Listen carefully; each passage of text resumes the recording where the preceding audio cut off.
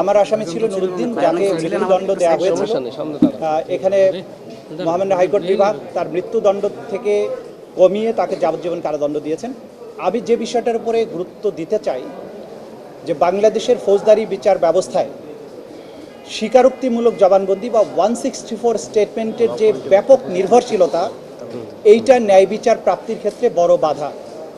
আপনারা দেখেছেন গুমের মামলার ক্ষেত্রে আমরা যেটা বারবার বলেছি যে গুম এবং এক্সট্রা জুডিশিয়াল কিলিংয়ের ক্ষেত্রে যে আসামিকে গুম করে রাখার পরে জোর করে একটা 164 করিয়ে তাকে কোর্টে প্রডিউস করা হয়।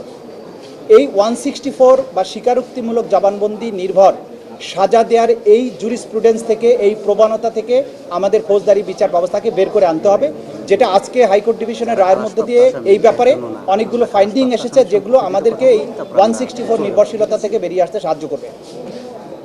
দ্বিতীয় কথা হচ্ছে যে নিম্ন আদালতে একটা সেন্সিটিভ মার্ডার কেস বা যে কোনো মার্ডার কেসকে সেন্সিটিভ করা হয় মিডিয়াতে ব্যাপক প্রচারণার মাধ্যমে, এবং যখনই এটা সেন্সিটাইজড হয়ে যায় তখনই বিচারকদের উপর একটা সাংঘাতিক রকমের মানসিক এবং সামাজিক চাপ তৈরি হয়, ফলে তারা গণহারে ফাঁসির রায় প্রদান করেন।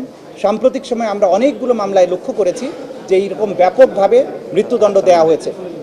এই মৃত্যুদণ্ড দেওয়ার প্রবণতার ব্যাপারে আজকের রায় একটা বড় একটা ফাইন্ডিং দিয়ে বলা হয়েছে এই ধরনের প্রবণতাটা বিপজ্জনক, এবং যে সমস্ত সংশ্লিষ্ট বিচারক এইভাবে মৃত্যুদণ্ড দিয়ে থাকেন তাদের আইনের জ্ঞান, ফৌজদারি বিচার ব্যবস্থা সম্পর্কে জ্ঞান এবং সেন্টেন্সিংয়ের ব্যাপারে তাদের যে জ্ঞানের স্বল্পতা, সেটার ব্যাপারে হাইকোর্ট বিভাগ আলোকপাত করেছেন, সংশ্লিষ্ট বিচারককে বিচার কাজ থেকে বিরত রাখার কথা বলেছেন।